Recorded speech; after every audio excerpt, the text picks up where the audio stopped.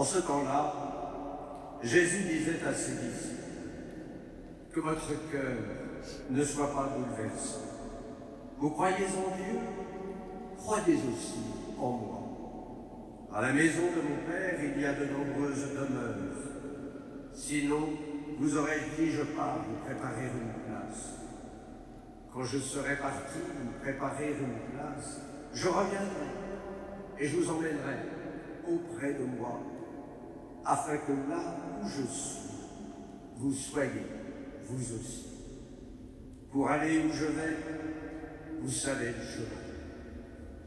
Thomas lui dit, Seigneur, nous ne savons pas où tu vas. Comment pourrions-nous savoir le chemin? Jésus lui répond, moi, je suis le chemin, la vérité et la vie. Personne ne va vers le Père sans passer par moi. Puisque vous me connaissez, vous connaîtrez aussi mon Père. Dès maintenant, vous le connaissez et vous l'avez vu. Philippe lui dit, Seigneur, montre-nous le Père, cela nous suffit. Jésus lui répond, il y a si longtemps que je suis avec vous et tu ne me connais pas. Celui qui m'a vu a vu le Père. Comment peux-tu dire, montre-nous le Père? Tu ne crois donc pas que je suis dans le Père et que le Père est en moi? Les paroles que je vous dis, je ne les dis pas de moi-même. Le Père qui demeure en moi fait ses propres œuvres. Croyez-moi, je suis dans le Père et le Père est en moi. Si vous ne me croyez pas, croyez du moins à cause des œuvres d'elles-mêmes. Amen, amen, je vous le dis. Celui qui croit en moi fera les œuvres que je fais. Il en fera même de plus grandes, parce que je pars vers le Père. Acclamons la parole de Dieu. Louange à toi, Seigneur Jésus.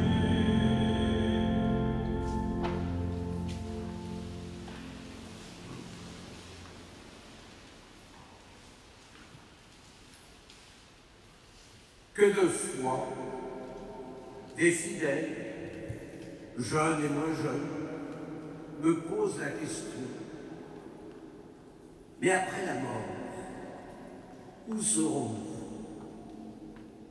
Eh bien, l'évangile que nous venons d'entendre nous le précise. Quand je serai parti vous préparer une place, je reviendrai et je vous emmènerai auprès de moi, afin que là où je suis, vous soyez vous aussi. On n'est pas plus avancé. La question est peut-être de savoir, mais aujourd'hui, où est le Christ? Quelle est sa vraie demeure? Eh bien, sa vraie demeure, c'est le cœur du Père, ou si vous voulez, le cœur de la Trinité Sainte. C'est vrai que les mots nous manquent pour parler de cette communion divine. Mais en tout cas, nous croyons qu'après notre Pâques, c'est-à-dire notre passage de cette vie terrestre à la vie en Dieu, nous serons dans cette demeure, préparée par Dieu. Ah, cette demeure n'est pas un lieu, tout simplement parce qu'après la mort, il n'y a plus d'espace, il n'y a plus de temps. On ne peut pas penser cet espace, ce lieu. Pourtant, le pape Benoît préférait lui parler de relations, une plénitude de relations. La mort ne pourra jamais détruire l'amour, ne pourra jamais détruire l'amitié. Toutes ces relations seront comme transfigurées dans l'amour même de Dieu. Pour aller où je vais, vous savez le chemin. Heureusement que Thomas est là pour poser la bonne question, parce que les autres disciples ne comprenaient rien du tout. Mais si vous avez été professeur, si vous êtes professeur, il y a toujours un élève qui ose poser la question parce que personne n'a compris. Mais lui, il ose. Eh bien, Thomas ose. Seigneur, nous ne savons pas où tu vas. Comment pourrions-nous savoir le chemin? Et la réponse du Christ oriente alors toute notre vie spirituelle. Personne ne va vers le Père sans passer par moi. C'est-à-dire que le Christ est l'unique chemin pour aller vers le Père. Parce qu'il est la plénitude de la révélation. Tout son être, toute sa vie, tout son enseignement révèle le Père. Ce chemin, c'est une personne. La semaine dernière, le Christ se présentait comme le bon pasteur, le guide qui nous conduit au Père. Eh bien aujourd'hui, il faut nous mettre à la suite du Christ. Mieux, il faut même s'incorporer à lui par la grâce du baptême. Nous entrons alors dans une communion avec son Père. Le Christ est non seulement le médiateur entre Dieu et les hommes, mais il est aussi le guide qui nous conduit à la vision du Père. Or, la vision du Père, elle est source de vie éternelle. Par les mystères de l'incarnation, par les mystères de la rédemption, nous sommes devenus des êtres divinisés. Et c'est dire que nous vivons ainsi dans l'intimité. On ne peut saisir le Père qu'à travers le Fils et dans le Fils. Et heureusement, chez les disciples, il y a un autre qui ose poser une bonne question. Seigneur, montre-nous le Père. Cela nous suffit. Bienheureux Philippe. Parce que Philippe, il a ce seul désir, comme vous et moi.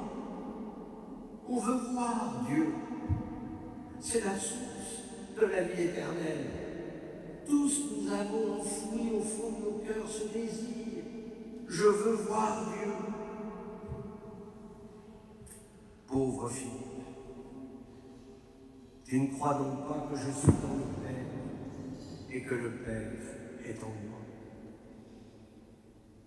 À vrai dire, ce n'est quand même pas si simple de comprendre cette communion entre le Père et le Fils. Et pour nous qui sommes baptisés, c'est tout aussi compliqué. Mais nous sommes pourtant dans cette vie trinitaire.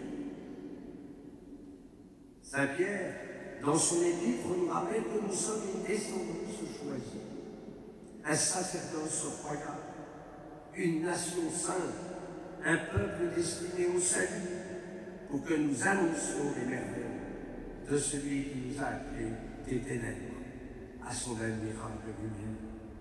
Eh bien, l'apôtre ici évoque notre participation aux trois fonctions du Christ.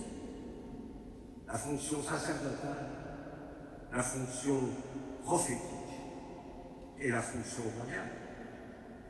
Nous sommes un peuple de prêtres parce que notre mission est de devenir vivante offrande à la louange de Dieu. Nous sommes un peuple de prêtres. Nous sommes un peuple de prophètes parce que notre mission est d'annoncer Jésus-Christ au cœur de ce monde. Nous parlons au nom de Dieu. Et enfin, nous sommes un peuple de rois. Nous avons à transformer ce monde en un royaume d'amour. Et avouez que là, il y a encore du travail. En tout cas, nous répondons. Il nous faut répondre à notre vocation de baptiser. Et vous répondrez si vous vivez plus intensément de cette relation divine. Parce que ça sera plus lourd alors. Et au cœur de ce monde, autour de la baptême, vous serez signe du ressuscité